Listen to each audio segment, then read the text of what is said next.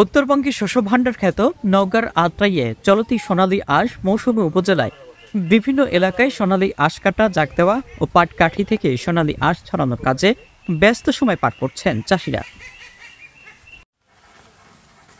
বিস্তারিত থাকছে bureau chief Rajshahi Kamaluddin টগরের পাঠানো তথ্যচিত্রে।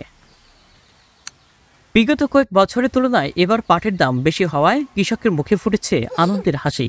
উপজেলার বিভিন্ন এলাকা ঘুরে দেখা গেছে গত বছরের তুলনায় এবার সময় মতো পর্যাপ্ত বৃষ্টি হওয়াতে পাট কেটে তা নদী নালা, খালবিল, ডোবায় জাগ দেওয়া সহ আঁশ ছড়ানো এবং হাটে বাজারে তা বিক্রি সহ সব মিলে এখন ব্যস্ত সময় পার করছেন কৃষকেরা।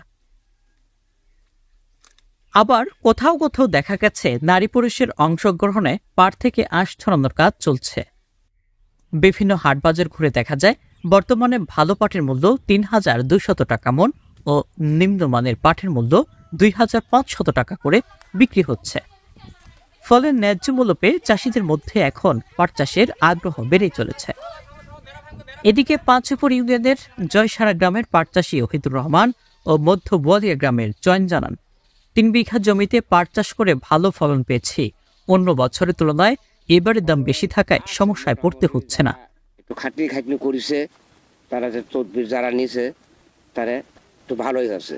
নিজে সব কিছু পরিশ্রম করি, ক্ষেতগুলা বাজার ভালোই চলতেছে, ৩,২৫০ টাকা মন। পড়তা হচ্ছে না, লজ যাচ্ছে। বিঘা প্রতি মোটামুটি ধরেন তাও ১২ থেকে ১৪,০০০ টাকা খরচা হচ্ছে।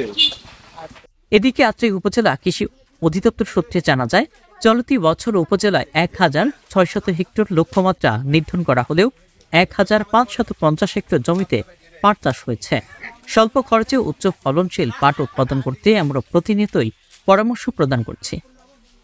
এবছর অতিবৃষ্টির কারণে অগ্রিম পাট চাষ করায় বর্ষার পানিতে চাষকৃত পাট গাছ পানিতে ডুবে নষ্ট হয়, যা পরবর্তীতে পাট চাষ করার পাট গাছ শক্তিশালী না হওয়ায় উৎপাদন কম হলেও বাম্পার ফলন হয়েছে।